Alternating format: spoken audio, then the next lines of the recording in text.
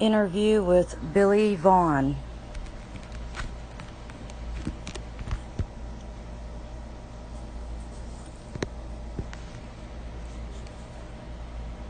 August 9th, 2018.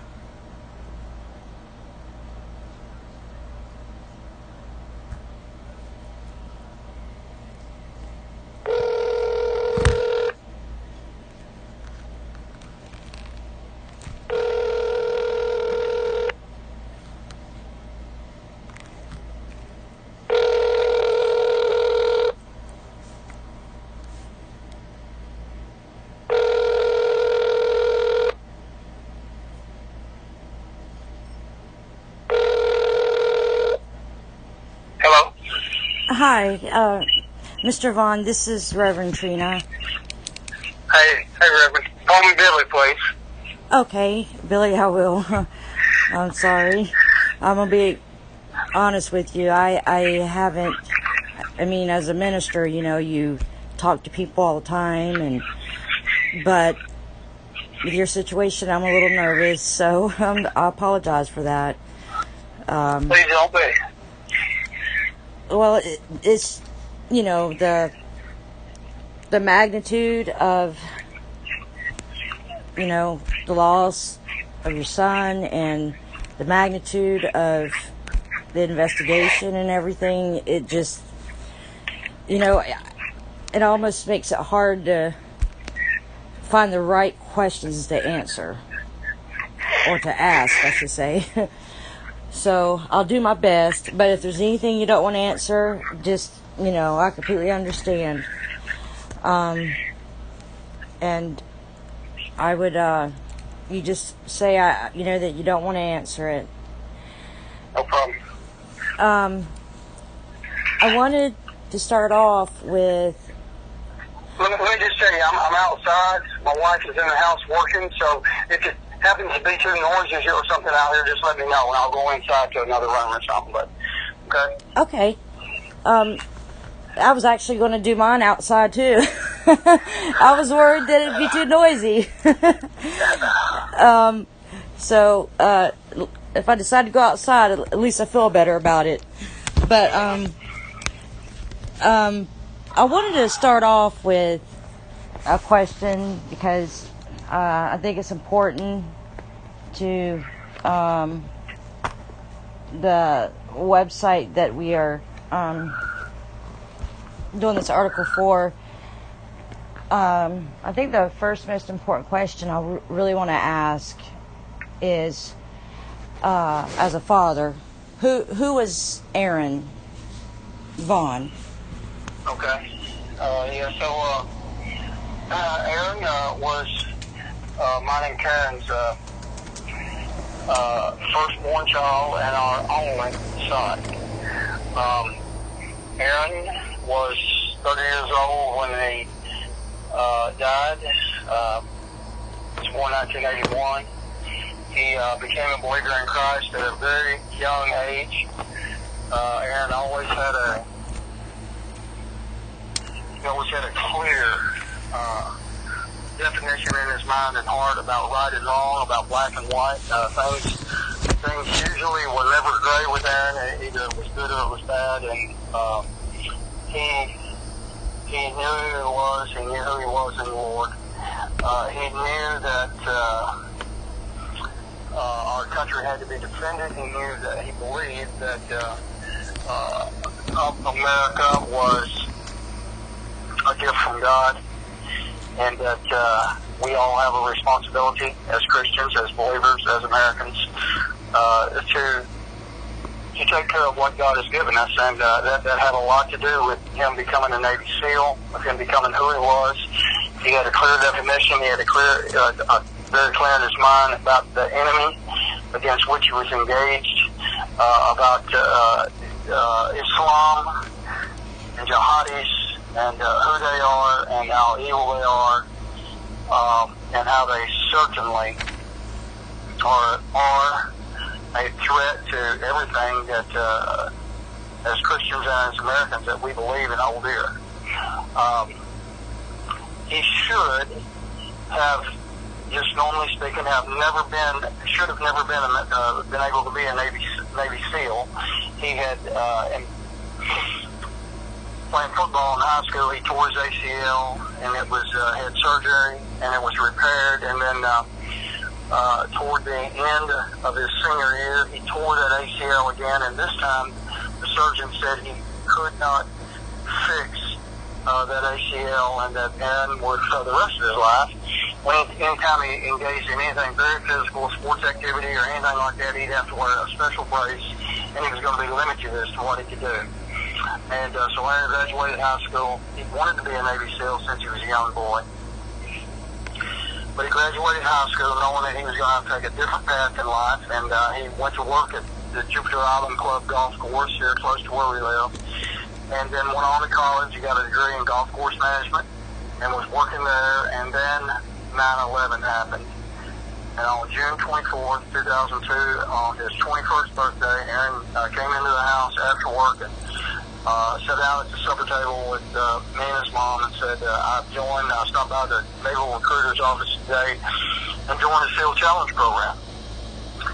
And I said, son, you'll never be able to make it with your knee like it is. And he said, Dad, if God wants me to do it, I'll be able to do it. And he was, and he made it. And he became a member of SEAL Team 1. And then later became a member of SEAL Team 6. And that's where he was operating with SEAL Team 6 in Afghanistan on the night he was killed. And had 2 small children. He had a wife at the time and left behind 2 small children. Wow. Well, you actually answered my second question about your faith, and because you talk a lot about your faith in your book and the faith that Aaron also had for God. And what happened on August 6, 2011, in your, from a father? How would you describe the events of that day? On August 6, 2011, SEAL Team 6 was involved in what's called, commonly called by the military, a quick reactionary force. And it's where they go in after some other team, most likely the Rangers were, and that's who it was that night, was doing an op on the ground, and SEAL Team 6 went in as a follow-up to that op. And the reason why I say it that way is because we still don't know why they went in. Right. According to the official records of the military, they went in to capture a high-value target. But according to lots of people today who were in the military at that time, they were told, and in fact, it's first what came out on the news, was that they went in to rescue the Ranger operation that was on the ground. But we know and we believe that's not true.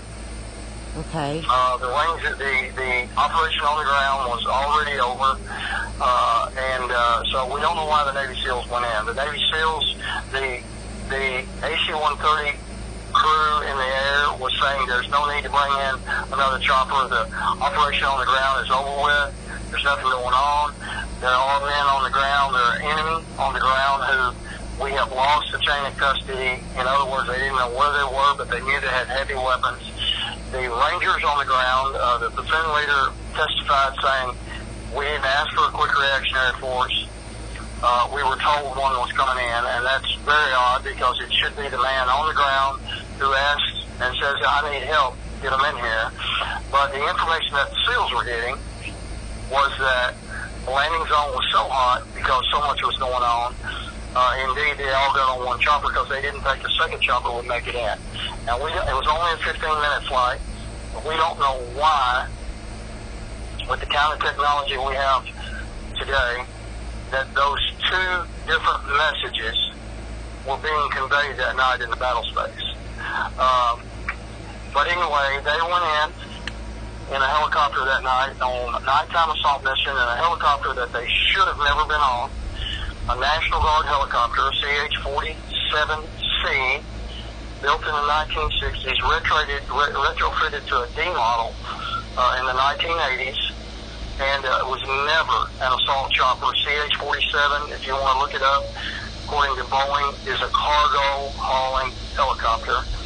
They were on that helicopter with National Guard pilots that night because the military and Washington, D.C. had decided that you could mix special operations troops and conventional troops together in the theater of war, and everything would be okay. And they were on the wrong chopper. The rules of engagement were criminal, as made out by the Obama administration. When the chopper went into a hot landing zone, there were not the helicopters in the air. The air weapons seen in the air did not put out any pre-assault fire to make the enemy keep their head down, because it was against our rules of engagement. When the chopper was shot down, the people who supposedly fired the shots were not taken out again because of the rules of engagement. It was considered aggressive to the Afghans, and then a major cover-up took place and is still taking place today as to what happened, why it happened, and it's just been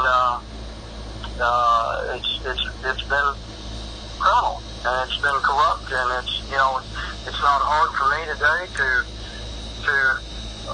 understand, and I'm not at all shocked when I see the news that's coming out today about how corrupt our government is, because Karen and I and others have absolutely lived it, and we never thought that we'd see in military leadership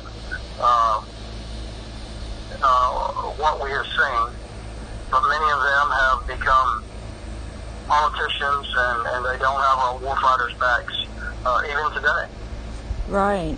That was one thing that stuck out with me in your book, was why would they put our most elite team that was not even supposed to be known to anybody on this cargo chopper that was so old and lacked the technology.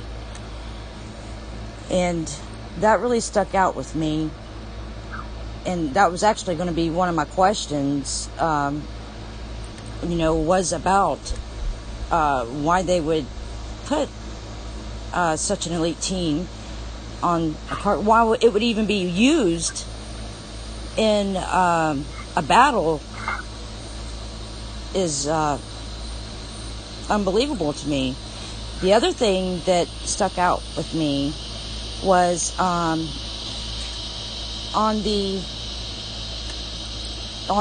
those that were killed. There was also 7 unidentified Afghani commandos and an Afghan interpreter.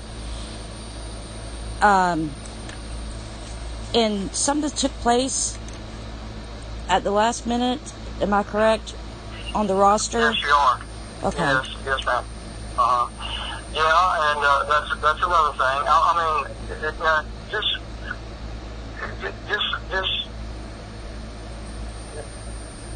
so you know, I mean, our warfighters in Afghanistan were compromised in every way imaginable. Right. And if you just think for a second, and I don't want to get off track, but if you think for a second, our warfighters could go out and crush the enemy every night, and I mean crush the enemy. Right. Yet, we lost a war in Afghanistan and in Iraq with the most powerful military the world has ever seen. Why? Certainly not because of our warfighters, but because of politicians. Right.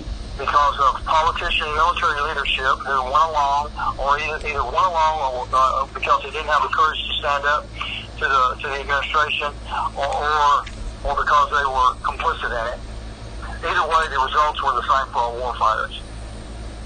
And the reason why, and you just alluded to it with the 7 Afghans, the reason why is because then, and still today, our government has not identified the enemy that our country is engaged against. And they call them anything but who they are. Right. But our enemy will tell you exactly who they are.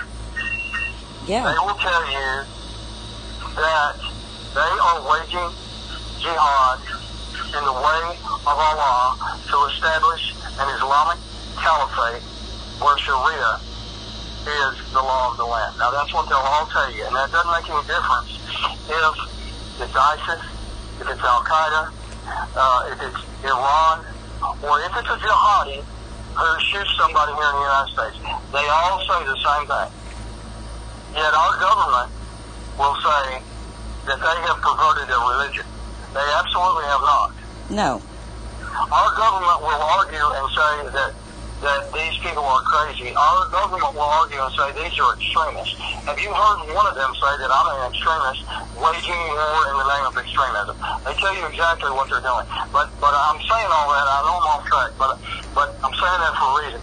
Because our government still refuses to recognize who they are. And that same war that's going on over there is going on here in our country. The jihad is just different. They're doing it through our government. They're doing it through our media. They're doing it through our schools. They're doing it through everything you can imagine. And they're beating us the same way here because our government will not even tell us who the enemy is. Well, it's the same way it was in Afghanistan. And it's that way because we use Islamic advisors. Mm-hmm. And the Islamic advisors tell the American government, the American military, this is what you got to do to get along with the Afghans. That's why they had 7 unidentified Afghans, and by the way, an unidentified interpreter too. I didn't know it at the time the book was written, but he was also unidentified because the one who was supposed to be on the chopper called off sick that night. So that's why you had Afghans on that chopper to begin with, because that's the way that our military leadership and the State Department and our administration at the time was making our warfighters fight this war. Not because our warfighters wanted to take Afghans with them, but because that was part of the warfighting rules, the agreement we made with Afghanistan, so the Afghans could be trained and they could also watch the Americans to make sure we didn't do anything wrong. And you're exactly right. The success of a SEAL's mission depends on it being secret. We, the American people, don't know what they're doing. But yet the Afghans knew every move that we're making. Right. Because we cleared every single mission with the Afghan government. And so if you know who the Islamic enemy is, you're not going to do that in the first place. No. And I've talked to, but after my son was killed, my son told me before he died, Dad, we don't trust these guys. We don't tell them where we're going until we get there, because if we do, the enemy knows. But since he died, I've talked to I don't know how many American warfighters who have said, we didn't want these guys fighting with us. They slow us down. We don't trust them. We're afraid they'll shoot us in the back. And our leaders just tell us we're not being logical. But it's causing the deaths of our warfighters. It's causing us to spend billions, in fact trillions of dollars overseas playing whack-a-mole when we have not yet determined the ideology of the enemy. And if you don't know the ideology of your enemy, and if you don't know who the enemy is, you can't hit the target. And our enemy knows that. That's right. And even though President Trump is a great president, and I support him, he's still fighting the war with the same generals and admirals who lost the wars in Iraq and Afghanistan. And in fact, today, this morning on Fox News, the news was that it was rumored that in Afghanistan that ISIS fighters captured on the battlefield by us are being treated like guests. Now this was a rumor. That they're being allowed to keep their cell phones and all such. General Joseph Votel, who is the senior general in Afghanistan, in fact the senior general over CENTCOM, came out publicly and they showed his picture there, and it says that's not true. We're treating them like war criminals. Well, I hope that's true. Right. But let me give you a little bit of history on who General Joseph Votel is. When Aaron was killed, and those other Americans, 29 other Americans, at the Bagram Air Base ceremony, General Joseph Votel, then the deputy commander of JSOC, Joint Special Operations Command, conducted the ramp ceremony. He was in charge of the ramp ceremony there in Bagram. And he is the general who allowed an Afghan who chant and pray over the bodies of the American warriors and call the Americans the losers, the Muslims the winners, and damned the infidels to hellfire. Oh, that is General Joseph Votel, but he's been promoted since then. And so how much do you think you can? And here again, we'll go back to the same thing.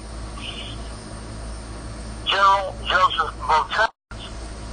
Right. He would have never allowed them to do that over American warfighters.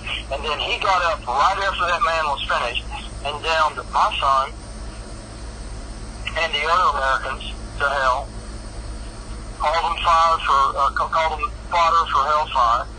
And then he got right up after that and talked about how good the Afghans and the Americans were brothers in war and all this kind of stuff and the camaraderie between them, because General Joseph Votel does not know who the enemy is. And that's the problem we still have today. That's information that I didn't know, and that's horrible because you was talking about the Muslim prayer condemning the souls to hell. Wasn't there also some mix-up about the bodies being cremated? We can't get an answer still today. Karen has done everything with numerous, Karen and my wife, with numerous FOIA requests. One father was told that all the bodies had to be cremated because they were burned beyond recognition, and then he received his son's autopsy, and his son wasn't burned at all. Right. And we can't get an answer out of the military at all whether all the bodies were cremated or not. In fact, there was a congressional hearing, and that question was not answered in that congressional hearing. So we don't know. That's what has been said, but we don't know. What we do know is that the Afghans were brought back to the United States to Dover to be identified, and they could have been identified in Afghanistan. Right. And they were not given a proper Muslim burial because they were brought to the United States, and we don't know why they were brought to the United States. And another thing we do know is there were 39 coffins at Dover, and because a lot of the men were not identifiable because they'd been burned, the government, the U.S. government, conveniently placed 30 American flags over coffins and 8 Afghan flags at random over coffins. So some Americans came back to this country after giving their life for this country with their coffin covered by an Islamic flag from the Republic of Afghanistan. So that's horrible. Again, that's criminal. That's just criminal, but that's political correctness in our military today and in our government. So what isn't wasn't there a significance to the Islamic powers about cremation of? Yeah, absolutely. That is against Islam for somebody to get cremated. That's right. Okay. There was on the timelines in your book.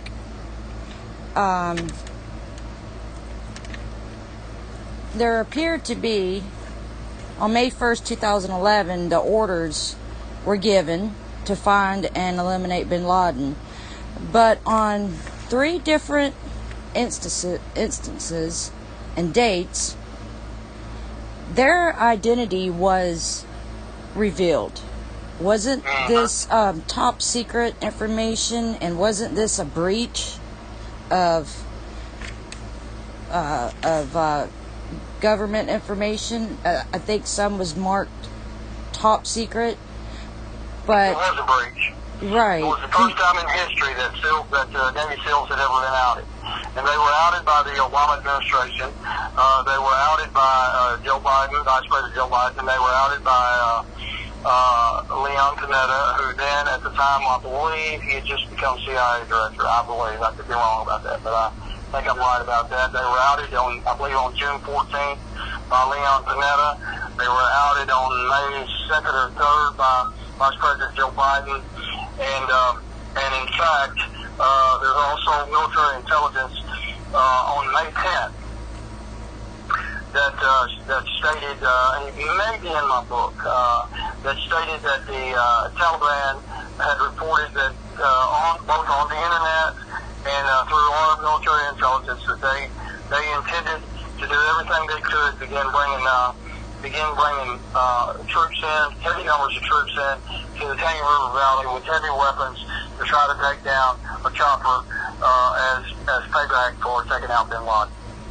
And see, that's one thing that, in my personal opinion, and this is just my personal opinion, after reading your book and watching several YouTube-type documentaries on Extortion 17, to me, it almost looks like it was a trade-off, you know? And that, see, I've got May 6th that Vice President Biden and General Jeffrey Colt and President Obama spoke at Fort Campbell, and that was the second time that Joe Biden publicly gave out information on the SEALs. And then the first time was May 3rd, 2011, and then on May 12th, 2011, Defense Secretary Robert Gates expressed concern about the White House leaks. And even after that, I think it was June 24th, 2011, that Leon Panetta leaked their name, the name of the SEAL unit. The names of some of them, yes, absolutely. Never in the history of our military has something like that happened that I know of. Right. Now, Aaron, your son, called you on May 1st, 2011, telling you to saying we got him, turn on the news, and then was it after that that your wife got a phone call from Aaron? I believe that was off the top of my head. That would have been about. I know that year that May the 1st was on Sunday because I remember that very distinctly. Aaron calling that Sunday night. So I believe on or about May 3rd or 4th, Aaron called his mother and told her. That's when he told her, there was a lot of chatter and everybody's lives were in danger. In fact, even the family's lives were in danger. And this was all because. Vice President Biden had decided to do what he did and outed the mission, and so yeah, it was unprecedented. It's unprecedented, and still, nobody holds him accountable today. And by the time that Aaron and those men were killed in August, it's just been one thing after another mounting on them by the Obama administration, outing the Navy SEALs, criminal rules of engagement that wouldn't let them have pre-assault fire, operating in old helicopters, mixing conventional and special operations forces together. Just one thing after another. That something like this was bound to happen. It was bound to happen, and giving the Afghans all the information about every single op that the Navy SEALs were going to do. I mean, that's unimaginable. But taking Afghans with them on every single op that they went on, and just one thing after another, piling on one thing after another, piling on top of each other, until we were bound to have something like the greatest loss in the history of naval special warfare take place. And then, after it took place, they immediately started lying, one lie after another, with what actually took place that night and actually what happened. And they had stated that the black box on the chopper was lost in a flood. And then they stated at the hearing, February 27, 2014, the deputy Secretary of Defense, Gary Reed, stated, well, the chopper never had a black box. But it's funny that the Pentagon, for nearly 3 years, 2.5 years, had gone with the story that it was washed away in the flood, and in fact, they looked for it for over 3 days, where the chopper had been shot down. And if it never had a black box on it, why did the military use extra resources looking for it? But the black box was stolen off the chopper by a group of men. This I believe. I know these men went in. This is in the timeline, the chronological time of events of what took place that night at 2:39, and this is straight from the military. Now General Cole left this out of his report to General Mattis.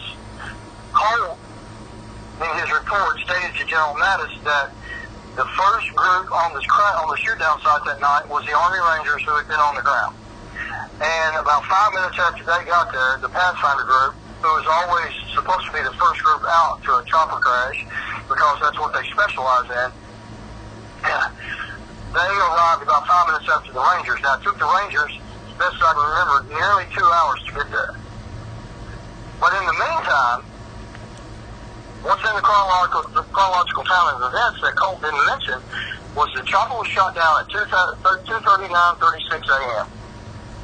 By 3:04 or 3:05 a.m., a group of soldiers arrived on the shoot-down scene and surveyed the site. Now, this is what the military says. These are not my words. Surveyed the site and then left. Now, can you imagine a group of American warriors with 30 Americans dead on the ground, most of them inside the chopper burning up, surveying the site, and then leaving? But what's really strange is the Pathfinder group, who's supposed to be launched as soon as there's a shoot-down or crash, so they can hurry up and get there and see if they can save lives or what they need to do. They specialize in this. When this group left the site, the group that came and surveyed the site, 5 minutes later, the Pathfinder group was okay to launch. So they were there about 40, 45 minutes, 50 minutes or something like that. So the Pathfinder group was held up from even being able to go to the site until this group came in and surveyed the site and left. This group, I believe, was JSOC, and I believe they came in and got the black box off the chopper because they didn't want it to come out what actually happened that night. And just recently, this past May, now remember the military, the Department of Defense said in their testifying to Congress that the chopper never had a black box on it. Well, I've had conversation with the man who flew the chopper from Fort Bragg down to Savannah, Georgia, to put it on a ship to fly to Iraq in 2007. And he called me from Alaska, and he said, Mr. Vaughn, the chopper had a black box on it. And to make sure I wasn't crazy, I asked the guys on my crew, called them and asked them when we heard what they said about it not having a black box. And just this past May, Karen and I were speaking at a veterans event in Michigan. And a military man came up to me and told me that he was with the group there in Afghanistan, there at the shoot-down site, that was responsible for guarding the black box until it was put on a Black Hawk helicopter and hauled back to Bagram Air Base. Wow. So there was a black box. We just found that out 2 or 3 months ago.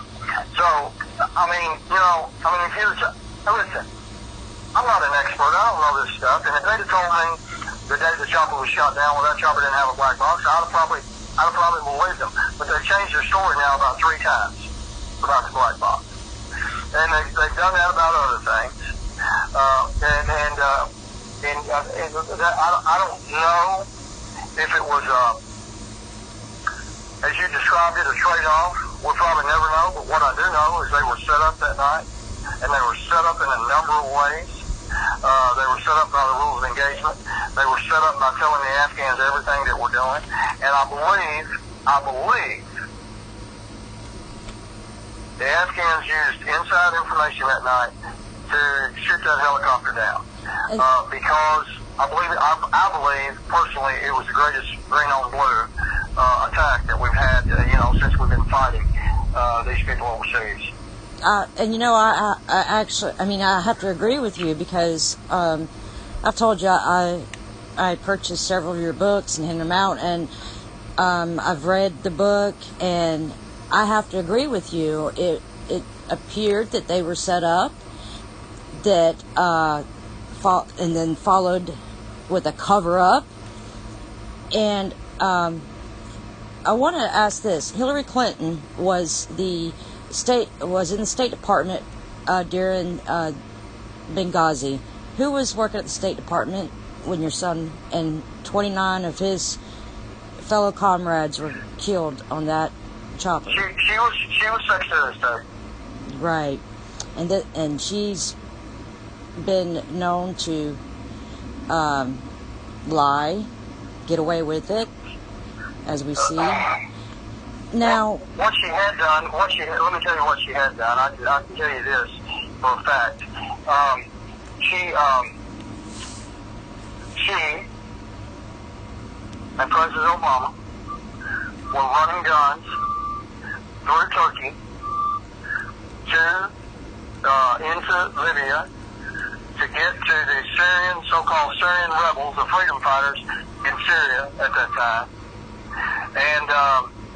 And we know, I'm talking about Americans, know that some of those guns, and by the way, some of those weapons were Stinger missiles and man-pads. Wow. And it is a known fact that while she was Secretary of State, we were getting those weapons to people in Syria who turned out, by the way, to be Al-Qaeda and be bad guys. And those weapons were making it back into Iraq and Afghanistan via the U.S. State Department, via American taxpayer money, and being used against American warfighters in Afghanistan and in Iraq. And so we do know that. Fast and Furious, run by Eric Holder, is not the only thing that our American government has run to put weapons in the hands of our enemy. It was also being done in the Middle East, and Americans were being killed. We don't know that Extortion17 was shot down with a missile.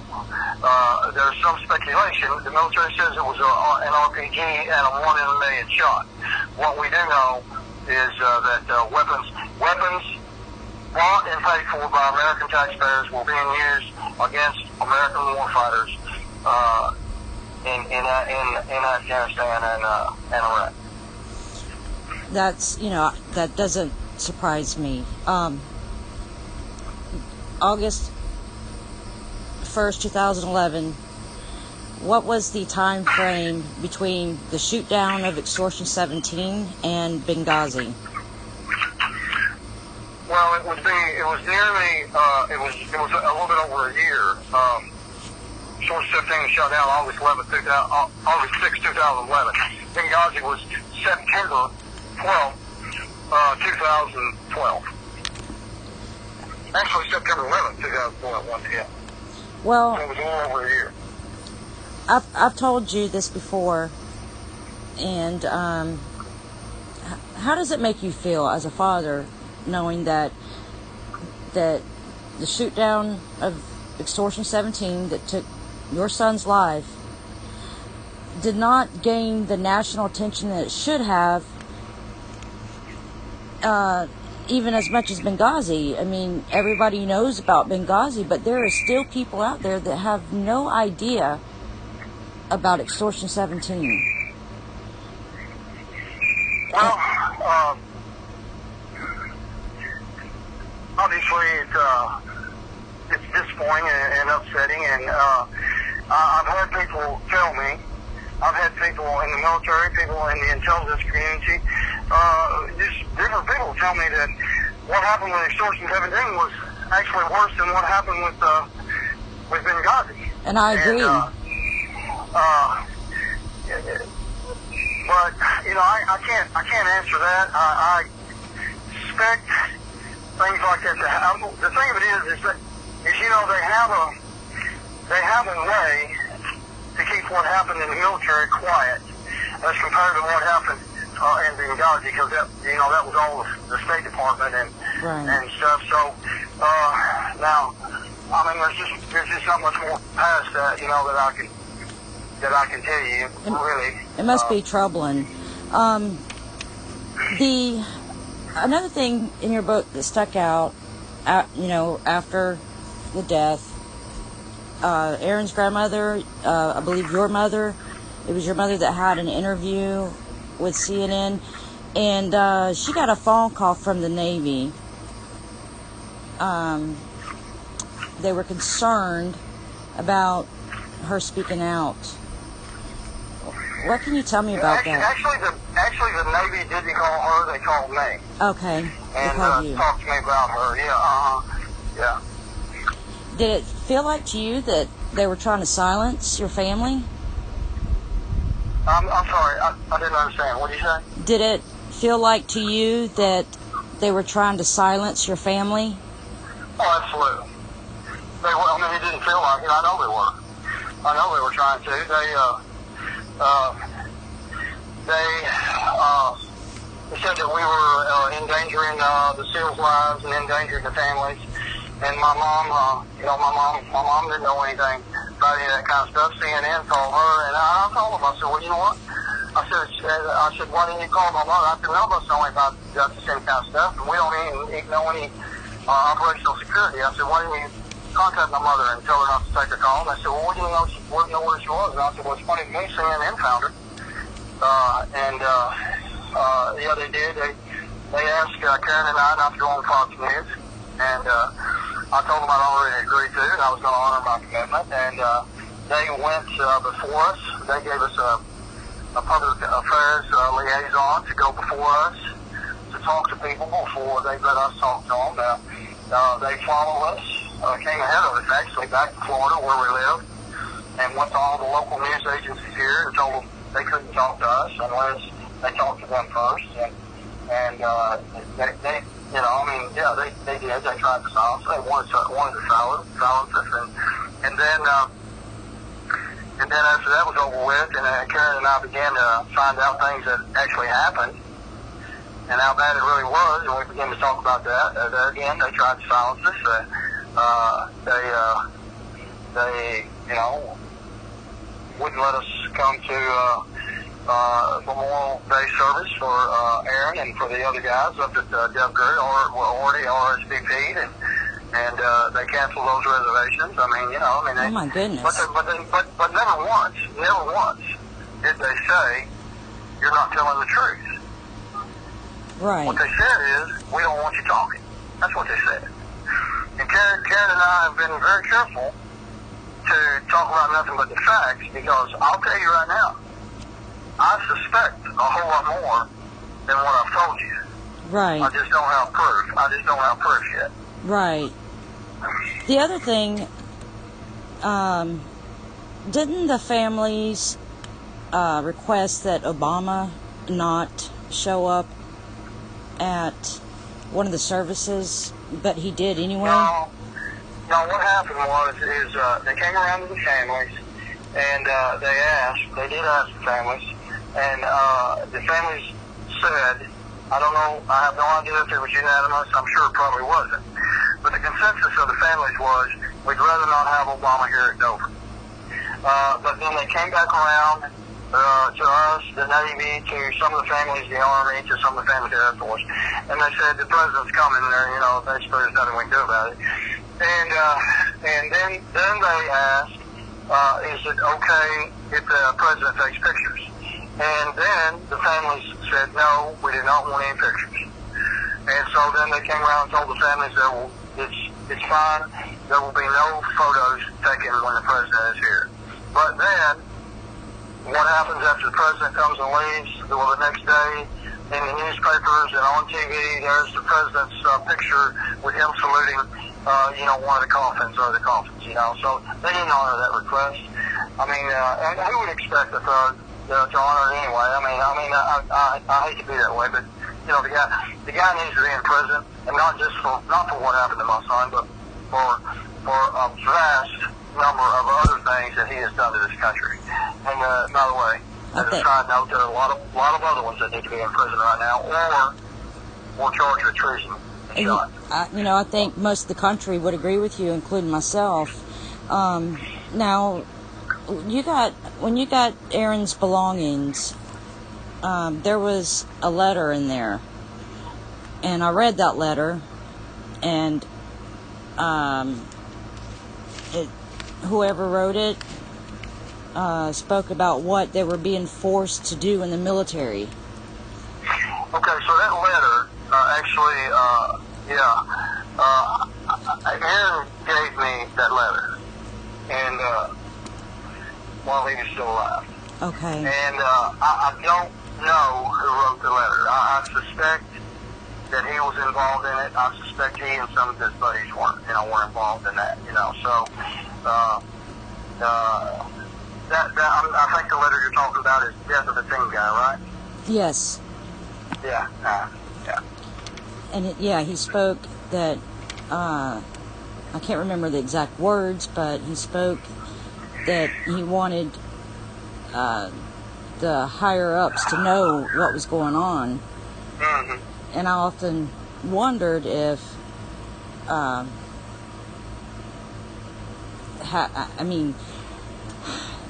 maybe they were speaking out already, and a part of me wonders if that wasn't also part of why they shot down. But I don't have all the facts, and you do. I don't think so, because Okay. I think that letter was private until I put it out in my book. I'm actually surprised you got it. Actually, when you brought it up, I forgot that I had put that letter in the book. But yeah, I think that was pretty private. I think so. But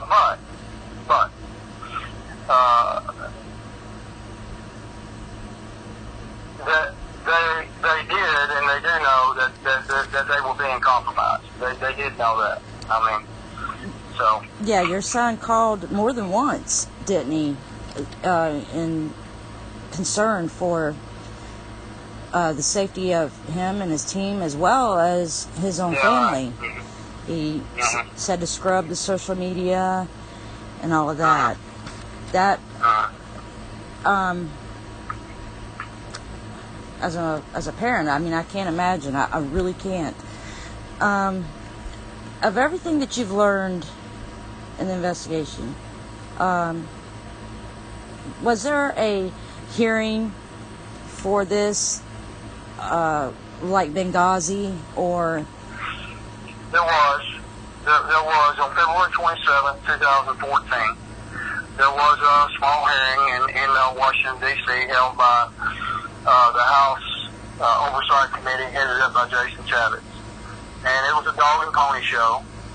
The military sent, they had 5 representatives there. 4 of those 5 were not even from anything to do with the shoot down. They were all from a mortuary and casualty. The one man who was there, Gary Reed, as I said a while ago, was an Obama appointee in 2012.